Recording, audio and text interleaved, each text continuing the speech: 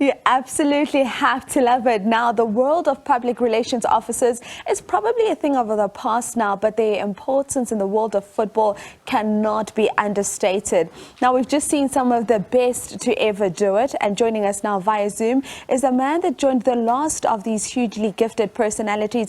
A good morning and welcome to Budpatko, and thank you so much for joining us on Sports and Money Live.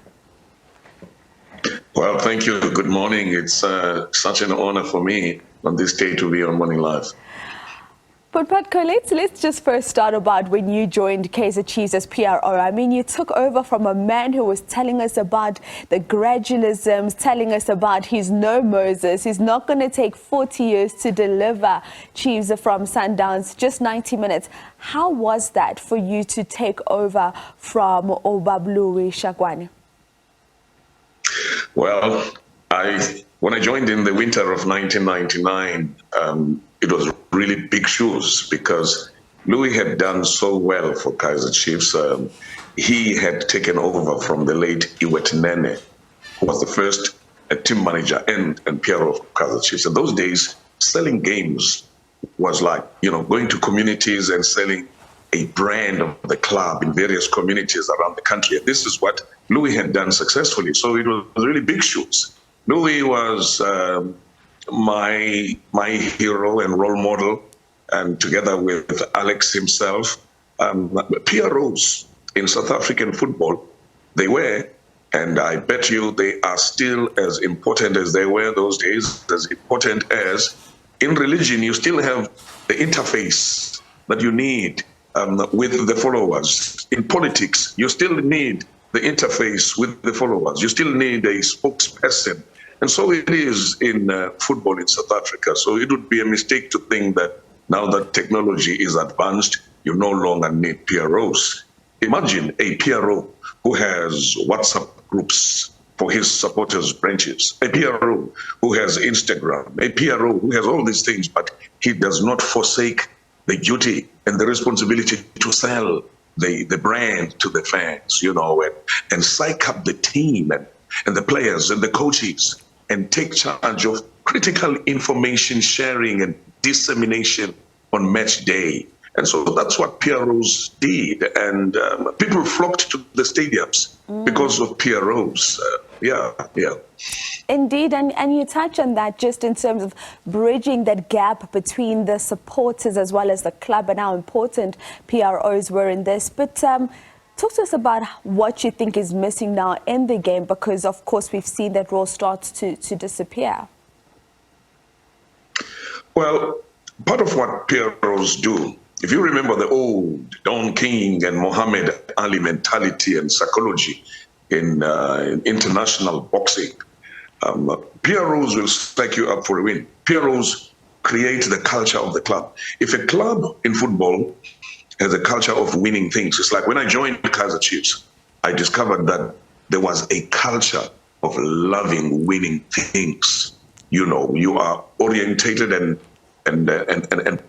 part of your welcome is being taken to the trophy room. So you see trophies and you desire to be part of this great legacy.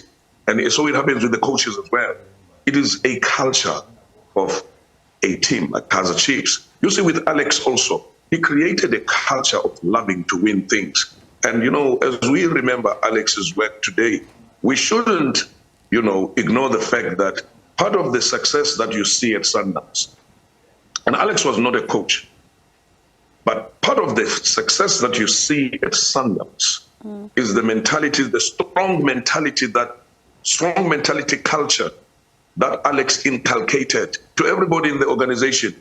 If it is the organization's culture, it is the PRO's job to sell that culture and to make sure that, fans follow that culture, players, coaches. By the time the game starts, we've beaten you, we 1 goal up already as PROs. This is what Alex did. Way before there were hashtags, Alex coined the piano, the shoeshine piano, shoeshine and piano.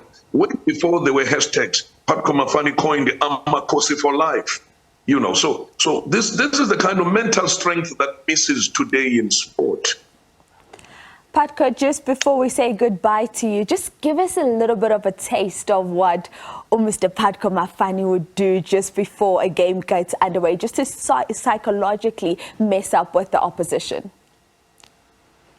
Well, I know that you wanted me to stand up and dance. I'm not going to dance. But what I can tell you, is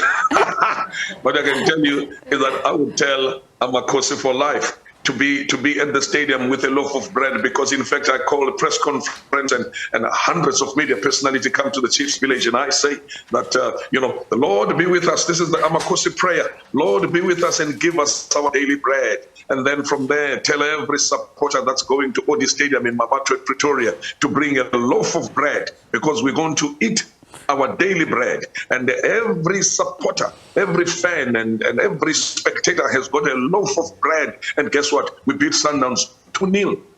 We beat Sundowns 2-0. They were your daily bread because on that day. We're taking it. Pastor, thank you so much for your time this morning, and thank you for everything that you've contributed to the world of football. And we hope that the young ones are looking up to you and they're taking a page out of your book. Thank you so much. Thank you. We have to continue doing this, taking everything. Operation Mahuhula, Operation Skukula, Operation Tatazonge, Operation Fat Alice, Operation Take All. That's the mentality that you need. Bring a loaf of bread. Thank you so much. That is, of course, Patko Mafani. He is the former PRO for Kaizer Chiefs, and he says he coined the term Amakosi for life.